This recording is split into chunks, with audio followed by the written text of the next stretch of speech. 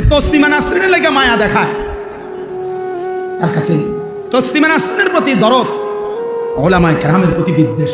কত বড় নাফরমান! জন্য কিশোরগঞ্জের এক বেয়াদব নেতা নামের এক বেয়াদব ফজলুর রহমান নামের এক পাগল, এক মাতাল বাংলাদেশে উলামায়ে কেরামকে বিদ্রুপ করছে। এই বেয়াদব ইনশাআল্লাহ প্রকাশ্য জমিনে বাংলাদেশে বেইজ্জতি হবেই হবে ইনশাআল্লাহ। এই বেইজ্জতি, ওই বেয়াদব বাংলাদেশের উলামায়ে কেরামকে প্রচন্ডভাবে বিদ্রুপ করছে। আমরা নারী সংস্কার কমিশন কোরআন সুন্নাহ বিরোধী প্রস্তাব পেশ করছে, আমরা এটার বিরোধিতা করলাম কেন?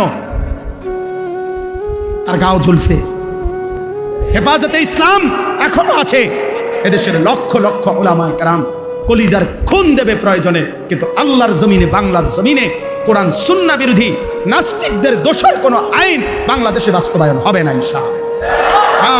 বাংলাদেশে উলামা বিদ্বেষী যে কেউই সে নিশ্চিত ইনশাআল্লাহ বেইজ্জতি হবেই হবে, হবেই হবে, হবেই হবে, হবেই হবে ইনশাআল্লাহ।